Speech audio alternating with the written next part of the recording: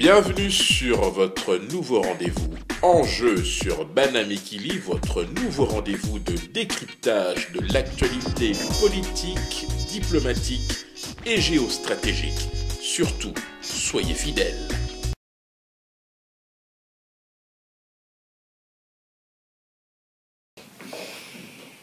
Papa Henri, bonjour. Bonjour Jeannot. Que peux-tu nous dire concernant le mystère sur les troupes burundaises que la RFI a pu constater leur présence sur le territoire congolais? Premièrement, il y avait eu un démenti des deux gouvernements congolais et burundais et de la MONUSCO qui voulait se ranger derrière les propos du gouvernement congolais, qui s'est ensuite rétracté et qui a confirmé cette présence.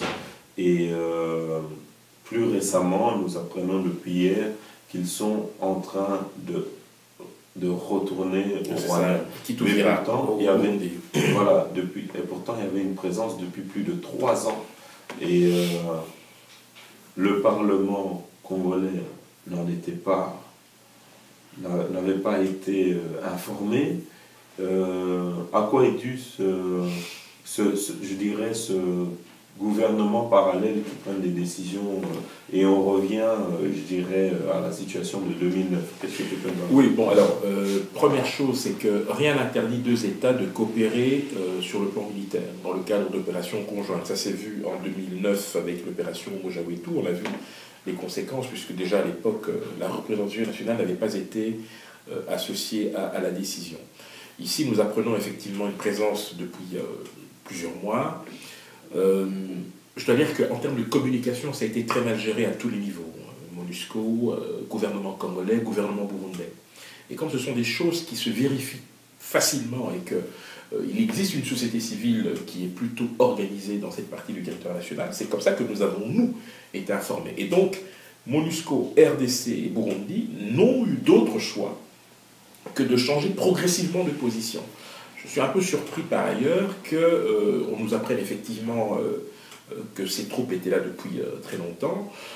Ça peut signifier deux choses. La première, c'est que le gouvernement, peut-être pour parer au plus pressé, a souhaité anticiper, en prenant langue avec Bujumbura, pour mettre sur pied une opération dont l'objectif était forcément d'éradiquer les dernières poches de résistance du groupe rebelle burundais. Et la deuxième chose, c'est qu'effectivement, compte tenu du contexte actuel, l'autorité a peut-être jugé utile d'agir plutôt que de se perdre en conjecture. Mais à tout prendre, il est souhaitable, pour ne pas alimenter inutilement les soupçons, que ce genre de décision fasse l'objet d'un débat au niveau du Parlement national. Mais pourtant, dans vos points, RFI, après avoir interviewé la société civile et la population de là-bas, eux, ils ont plutôt affirmé que les militaires burundais s'adonnaient à des trafics d'or, de bois et de minerais. Donc, ce qui n'a rien à voir avec ce que vous dites. Mais avec 2009, déjà, lorsque les troupes rwandaises et ougandaises sont venues sur le territoire national, dans le cadre des différentes opérations, dont le but était de traquer les poches de résistance FDLR, mais également la LRA, des militaires venus de ces pays se sont aussi adonnés à ces trafics. Donc ça n'a rien d'extraordinaire. Dans ce genre d'opération, vous avez toujours un groupe d'individus incontrôlables qui font tout et n'importe quoi. Donc je maintiens ce que je dis. S'il y a eu un accord entre les deux gouvernements, ça a été négocié en secret, nous pouvons le déplorer puisque ça fait désordre et ça alimente le soupçon. Mais le principe de coopérer au niveau sous-régional en termes de sécurité, cela n'est pas du tout exceptionnel. Et si maintenant, en fait, l'objectif ou le contrat de la présence était, voilà, nous sommes dans le cas de figure. Vous nous laissez tranquilles et vous pouvez exploiter parce que, voilà, ça permet du tout. Parce que dans le témoignage de la population, on ne dit pas que c'était 2-3 personnes, on a dit que c'est à ça qu'ils s'adonnaient. C'est quand même 900 militaires. Ça fait partie des dérives que l'on peut effectivement déplorer. Je pense que la responsabilité incombe au gouvernement congolais, à ce moment-là, de pouvoir saisir le gouvernement burundais et demander que ces troupes s'en aillent. On apprend, semble-t-il, que ces troupes qui étaient basées à Uvira, sont en train de partir. voilà, je pense que c'est une bonne chose qu'elle s'en aille. Mais je pense que le gouvernement gagnerait en clarté s'il pouvait, à l'avenir, éviter d'alimenter le soupçon avec des démentis qui finalement aboutissent à des confirmations. Et pour revenir à des propos que j'avais dit précédemment, c'est là que ça montre que l'opposition congolaise manque aussi de leadership et elle est inexistante. Je n'ai pas entendu monter au créneau. Aucun d'entre eux, à l'exception de M. Caméré qui en a parlé. Il en a parlé, mais bon, ça n'a pas eu beaucoup d'écho, enfin il en a quand même parlé. C'est dommage quand même que l'on ceux qui sont au Parlement, je crois qu'il aurait fallu... tout à fait, interpeller le gouvernement sur cette question. Rien n'a été fait, ça montre encore une fois que voilà, le souci de cette opposition n'est sûrement pas la sauvegarde des intérêts ni la souveraineté du territoire congolais. Mais soit, indice mot Ibrahim pour la bonne gouvernance, la RDC occupe la 47e place sur 52. Pourquoi ce classement infâme? Alors, il faut rappeler que cet indice est destiné à mesurer la capacité des États à pouvoir, je dirais, faire preuve de responsabilité dans la gestion de la chose publique et tout simplement dans la manière de conduire les affaires d'un État. Alors, il y a 4 critères déterminants. Le premier étant celui de la sécurité et de l'état de droit. Le deuxième critère, c'est la participation et les droits de l'homme. Le troisième critère, c'est le développement économique durable. Et le dernier critère, c'est le développement humain. Alors, l'année passée, la RDC était 51e dans le classement. Donc, cette année, le pays gagne 4 places. Bon. D'aucuns pourront chipoter, mais le pays a quand même gagné 4 places. Donc, ça veut dire, dans l'absolu, que si la RDC essaye de mettre en œuvre les réformes qui sont nécessaires, et si les différents critères sont respectés comme il se doit, il est possible d'ici 10 ans de se retrouver parmi les 10 premiers pays en termes de bonne gouvernance. Mais ne rêvons pas, puisque chaque critère n'est pas considéré de la même manière.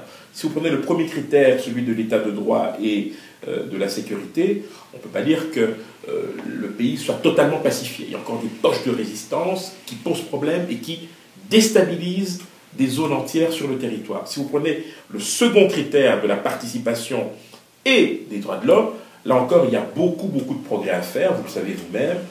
On est en plein débat de révision constitutionnelle, nous avons des violations massives de droits de l'homme qui sont dénoncées ça et là dans différents rapports, mais le pays a un taux de croissance très intéressant, presque 9%, et essaye de lutter contre les inégalités. Donc vous voyez, ce n'est pas toujours au même niveau, ni au même rythme que ces critères sont respectés.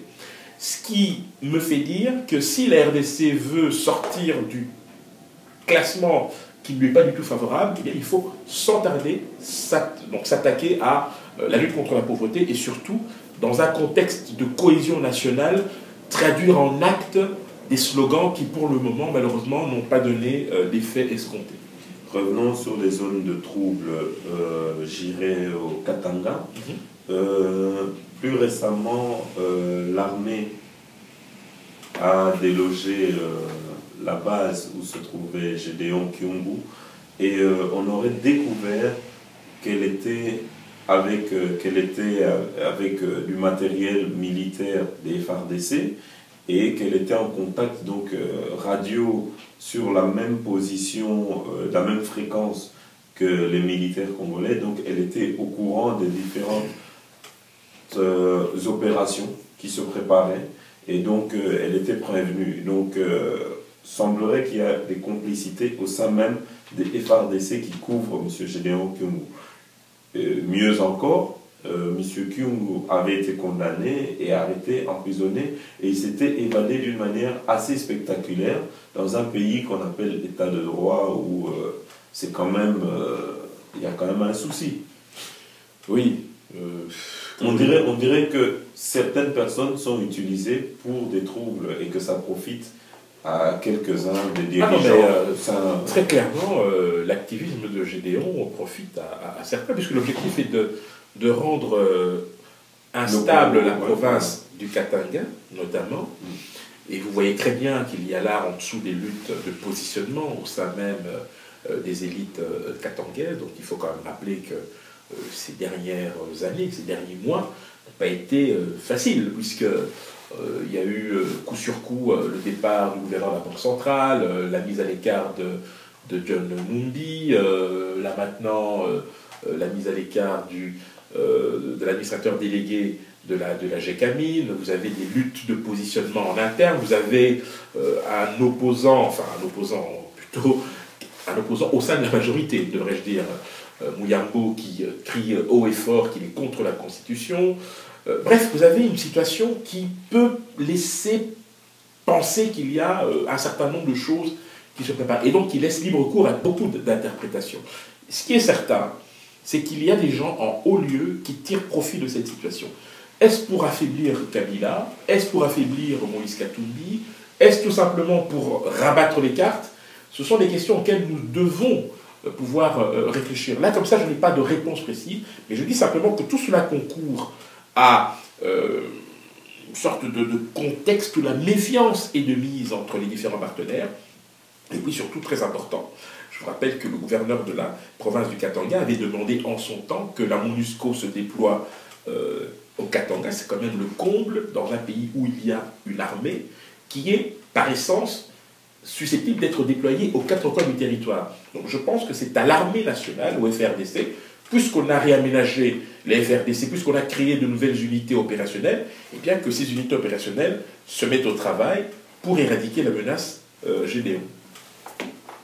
Et vous pensez que, par exemple, ça peut profiter aux dirigeants du Katanga de créer des troubles il est très clair que dans la lutte que se livrent les Lunda et les Badoubakat, ceux qui sont dans l'entourage de Joseph Kabila sont dans une lutte perpétuelle de positionnement. Il est clair qu'à l'horizon 2016, puisqu'on ne sait toujours pas si Joseph Kabila se présentera en dépit des pressions qui sont sur ses épaules venues de certains de son entourage, eh bien, ces gens sont déjà en train de préparer leur avenir. La pression, ce serait un peu aurait diminué sur M. John Numbi. La pression aurait diminué, écoutez, on verra. Hein. Je crois qu'il y a une instruction en cours, laissons la justice suivre son rythme. Et vous croyez en cette justice? Non, la question n'est pas de savoir si j'y crois, la question c'est de savoir si elle sera en capacité de s'affranchir de la tutelle du pouvoir. C'est ça qui est important.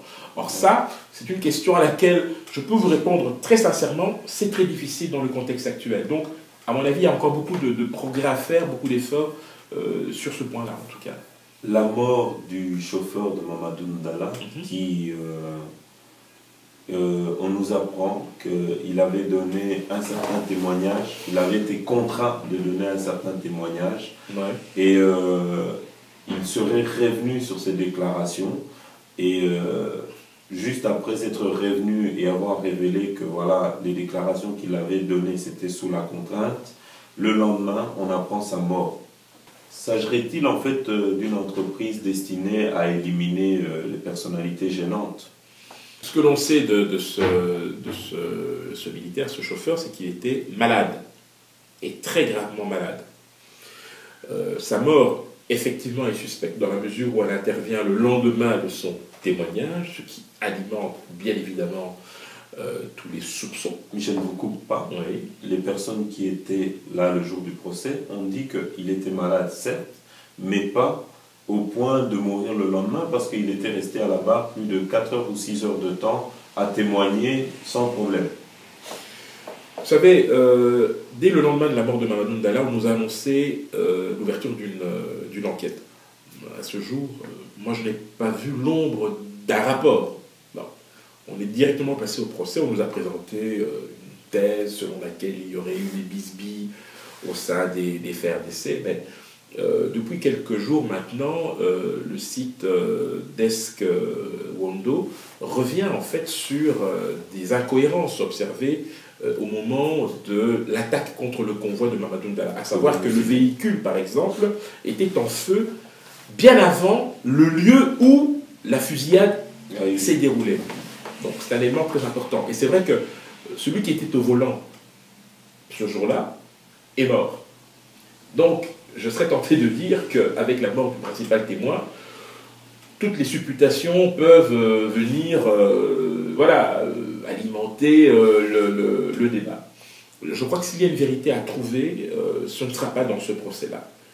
Très franchement, maintenant, c'est vrai que ce décès vient s'ajouter à la longue liste, mais je ne serai pas catégorique ni trop affirmatif pour dire qu'il s'agit d'une entreprise planifiée pour éliminer systématiquement des gens. Je dirais qu'il y a probablement, à l'heure actuelle, des choses que certains ne voudraient pas voir révélées. Et cela peut effectivement nécessiter que l'on fasse taire des gens pour diverses raisons. Ça ne passe pas forcément par des éliminations physiques, mais en tout cas une volonté manifeste de pouvoir étouffer la vérité. C'est évident. Troisième point, une étude publiée dans la revue Science situe l'origine de la pandémie du sida en 1920. C'est quand même étonnant, alors que les anciennes études situaient la pandémie du sida en 1980, début des années 80, et maintenant, des chercheurs belges, eux, situent à 1920, et de surcroît, il semble que ça se serait passé dans des trucs de chemin de fer. Enfin, qu'est-ce que vous pouvez nous en dire? Alors, évidemment, on a tous été surpris, abasourdis. C'est vrai que jusqu'ici, nous savions que c'était 80-81, grosso modo. Là, on nous ramène 60 ans en arrière. Alors, ce que je peux dire à ce stade-ci, c'est que cette étude a été publiée dans un magazine sérieux, mais cela ne signifie pas que les conclusions de cette étude sont conformes à la réalité. S'il est vrai que la science a progressé depuis 1980-81, nous sommes en 2014, la possibilité pour les scientifiques aujourd'hui de dater avec précision l'origine d'une infection sont beaucoup plus importantes. Ça, c'est une évidence. Maintenant, on nous parle de Kinshasa 1920. On nous dit qu'à l'époque, il y avait des travaux importants, notamment en termes de construction de chemins de fer, puisqu'il fallait relier les villes comme Stanleyville et Elisabethville, et que donc se sont agglutinées sur les chantiers des populations qui se sont mélangées, qui se sont déplacées, et certains auraient été confrontés à des pathologies ou des épidémies. Bon. Je crois que ce qui serait beaucoup plus sage aujourd'hui, pour pouvoir battre en brèche cette thèse qui est défendue par ces scientifiques belges, me semble-t-il, puisque c'est cette étude qu'il s'agit. C'est une étude belge en tout cas. Le gouvernement congolais, qui n'a toujours pas réagi sur cette affaire, devrait financer une contre-expertise, une étude avec une équipe internationale pour aller vérifier toutes ces allégations. Mais c'est vrai que le contexte ne s'y prête pas, puisque nous sommes en plein virus Ebola, en pleine épidémie Ebola, dont je rappelle que la pandémie a été découverte, la souche en tout cas, en 1976, hein, il y a de cela 38 ans. Nous ne contestons pas les faits, puisqu'il y a eu possibilité de recouper des informations.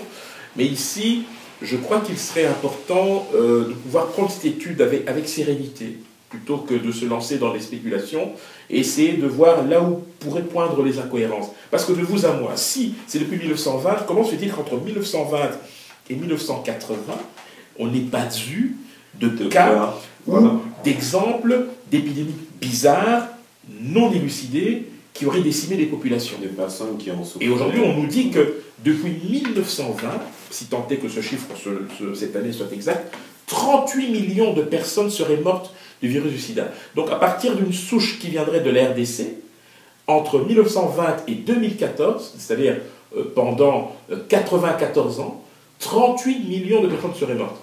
On voit que c'est un peu fort de café. Et donc moi je serais d'avis que le gouvernement congolais, qui a beaucoup plus facile à mobiliser 1 million pour des deuils aussi importants sur puisse financer une étude comme ça. Ce serait une manière de prendre ses responsabilités et surtout de battre en brèche les éléments d'information contenus dans cette étude qui, c'est vrai, dans le contexte actuel, ne servent pas, le moins que l'on puisse dire, les intérêts de la RDC. Certaines études, nous le savons, souvent sont commandées. Bien entendu. Pensez-vous pas qu'il y aurait peut-être une main noire derrière où nous connaissons certaines velléités qu'il peut y avoir entre la Belgique et le Congo, une certaine manière de s'envoyer un coup ou quoi que ce soit. Tout est possible, mais en même temps, je vous dirais que le caractère sérieux de la revue Science rend quand même l'hypothèse peu crédible. Cela étant, une telle information, une telle étude, pardon, devrait inciter ceux qui travaillent sur les questions de virus, etc., depuis de longues années, de se pencher de très près pour connaître d'abord la méthode utilisée. Quel est l'échantillonnage qui a été utilisé? Quels sont les sites où ont accédé ces scientifiques? Est-ce que ces gens sont effectivement allés au Congo? Ou est-ce qu'ils ont fait cette étude dans un salon ou un bureau climatisé? Ce sont des questions auxquelles nous devons obtenir des réponses. Mais la thèse conspirationniste, j'y crois pas trop. Et là, en même temps, la science n'est pas parole d'évangile. C'est vrai, tout à fait. Tout à fait. Gouvernement de cohésion nationale, où en est-on? Bien malin pourrait savoir où on en est. Et pourtant, il y a une agitation. Ah oui, tout à fait. Voilà, une agitation telle que le pays est bloqué, en fait. En fait, le pays est bloqué depuis le 23 octobre 2013. C'est ce jour-là que Joseph Kabila s'est adressé devant les deux chambres réunies en congrès pour annoncer la mise sur pied de ce gouvernement. Et donc, depuis bientôt un an, dans quelques jours, hein, ça fera un an, eh bien, tout est bloqué. Vous avez un gouvernement qui est en affaires courantes, mais je dirais plutôt en affaires courantes, pressantes et stressantes.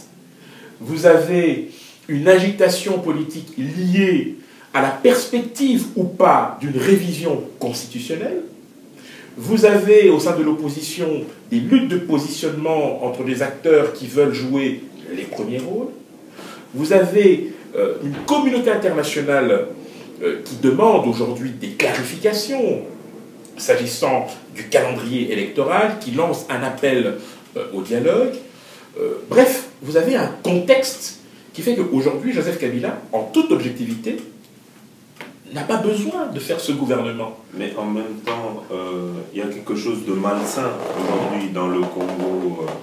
Nous avons une opposition qui, et beaucoup le disent, hein, même parmi eux-mêmes les députés, c'est que nous avons des opposants qui sont opposants le jour et la nuit sirotent avec le pouvoir en place. J'ai eu des confirmations de mes sources proches, par exemple concernant des soirées qui se donnent chez M. Zoé Kabila avec comme participants Germain Kambinga, Thomas Louaka, Zachary Bababasoué. Je trouve ça quand même triste. Moi, je vous le dis, c'est mes paroles à moi, mais c'est vraiment des confirmations que j'ai eues. Donc, c'est pour ça que je le dénonce, parce que comme on dit... bon, juste une petite précision. Non, une petite précision. Moi, je peux être dans l'opposition et vous dans la majorité, on peut passer une soirée ensemble. Il n'y a pas de problème. Vous êtes d'accord? C'est un jeu, ça. Ça devient un jeu. Non, le problème n'est pas que ce soit un jeu ou pas. Je dis simplement que dans les relations sociales, vous avez beau avoir des opinions politiques différentes, ce n'est pas pour ça que vous ne pouvez pas vous fréquenter. On est bien d'accord. Mais est-ce que vous comprenez ce que je veux dire? Je comprends ce que vous voulez dire. Et je suis tout à fait d'accord pour des relations humaines. Mais dans ces relations humaines, si ça se traduit maintenant par des décisions au niveau du parti, ça devient autre chose. Et le président, comme leur président, a été envoyé à La Haye avec, je veux dire, ceux qui l'ont envoyé à La Haye, c'est les mêmes avec qui vous sirotez. Donc, quelque part, vous ne voyez pas que c'est une danse avec le diable. Alors, l'image, le symbole peut effectivement être choquant, mais je le répète, je crois que ça aussi, c'est une manière de gagner en maturité. C'est-à-dire que les acteurs politiques doivent se côtoyer, doivent se fréquenter. Maintenant, qu'il y ait des petits arrangements, ça c'est autre chose. Nous pouvons effectivement le déplorer. Mais il est important que chacun puisse garder à l'esprit que les principes qui devraient guider l'action dans un contexte de démocratisation, dans un contexte d'édification d'un état de droit, doivent être vraiment très stricts et ne pas se compromettre aux différentes choses. Au niveau privé, on ne peut pas reprocher à des acteurs politiques de se fréquenter. Moi, c'est juste cette précision que j'aimerais apporter.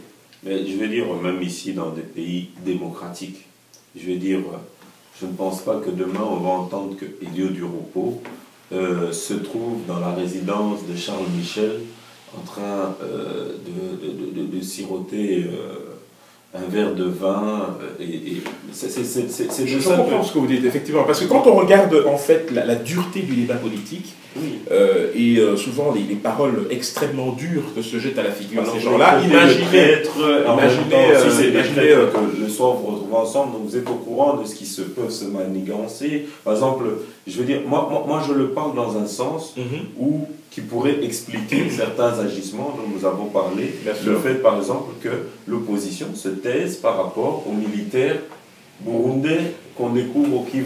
Heureusement que ce n'est pas toute l'opposition, mais effectivement, nous avons une opposition qui est tellement faible et vulnérable que dans certaines situations, on peut effectivement établir un lien de causalité entre cette proximité dite relationnelle ou cette complaisance et sur la décision qui est prise.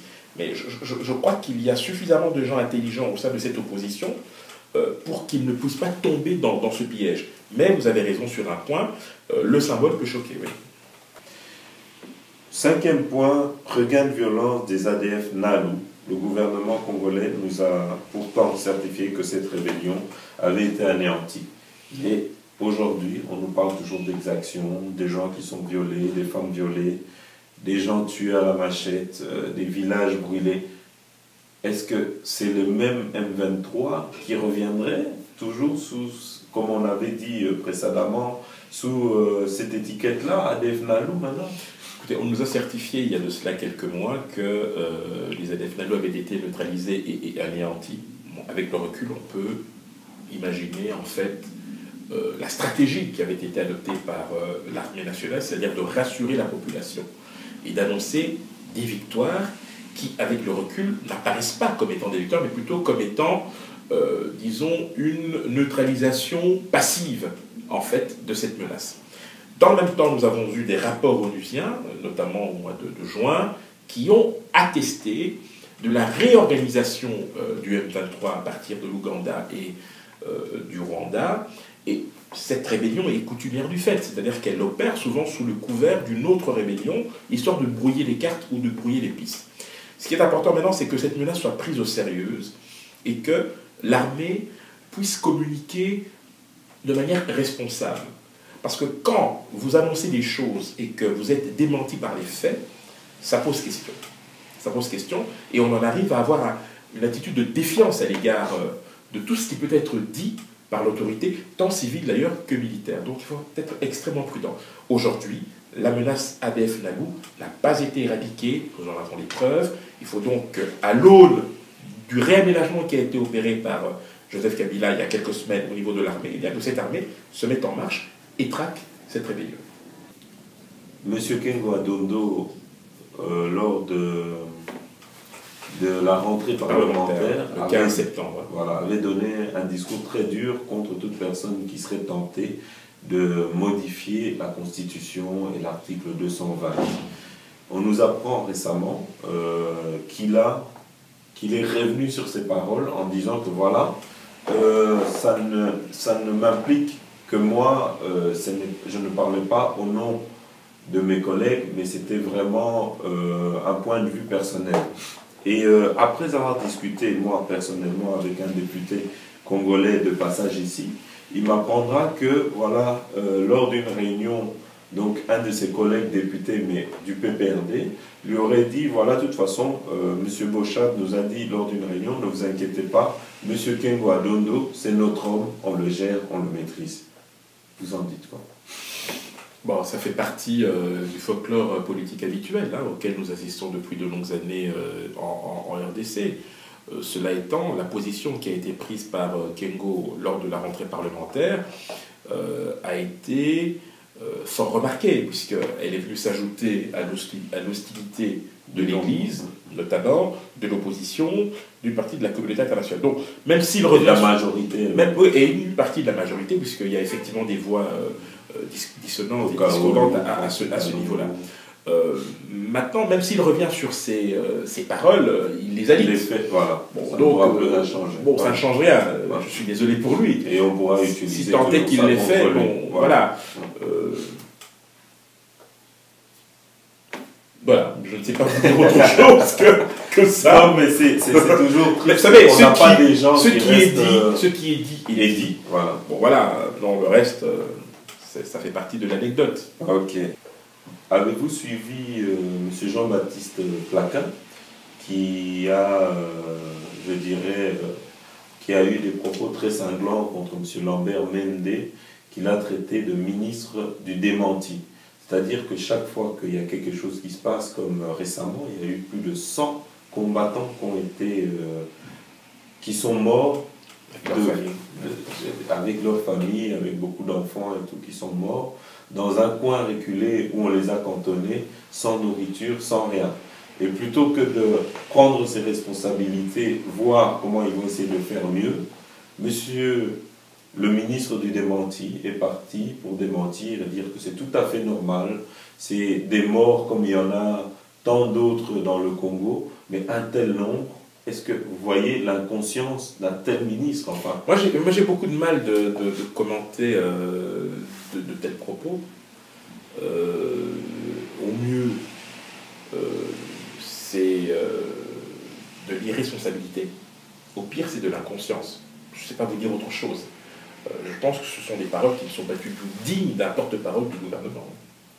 D'accord. Et un petit mot pour terminer concernant les soldats congolais qui participent à la MINUSCA en Centrafrique. Il faut savoir que la RDC est membre de la FOMAC. Mais ils ne sont pas payés, hein. Ça, il faut... Alors, il y a deux choses qu'il faut savoir à ce niveau-là. Lorsque Joseph Kabila a répondu favorablement à la demande française, et puis ensuite des troupes de la CIAC, puisque la FOMAC est une émanation de la CIAC, il l'a fait en sachant dans quoi la RDC s'engageait. Mais il savait aussi que une partie des primes serait prise en charge par d'abord par la MINUSCA, et que donc à ce niveau-là, il n'y aurait aucun problème. Mais cela n'exonère pas l'État congolais de sa responsabilité de veiller à ce que ces troupes, même placées sous un commandement international, puissent bénéficier de l'encadrement nécessaire. Or ça, visiblement, ça n'a pas été le cas. Une première sonnette d'alarme avait été tirée il y a de cela 3 mois, je pense. Aux dernières nouvelles, les choses ne se sont pas arrangées. Et donc, moi, je m'interroge, parce qu'il faut savoir que lors de son dernier passage à Paris, Joseph Kabila a été sollicité par François Hollande pour qu'il puisse augmenter les effectifs. J'espère que ça n'a pas été fait depuis lors, parce que si c'est ça qui est prévu, il faudra, à mon avis, d'abord veiller à ce que ceux qui sont déjà sur place puissent être quand même dans des conditions décentes, parce que sinon, vous savez ce qui se passe, les militaires qui ne sont pas payés, ce sont des gens qui, en règle générale, se servent sur la bête. Pour aujourd'hui, on en reste là. Merci. Merci.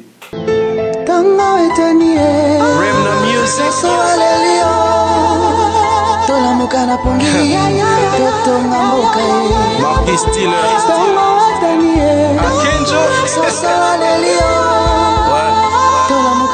Une chanson d'espoir pour le Congo. Tosimani, Bisoki Nsoko, Massime Kolo. Personne ne viendra prendre notre place des Congolais. C'est à nous les Congolais.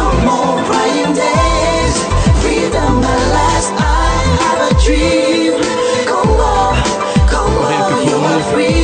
Et sur ces sons, rien que la vérité.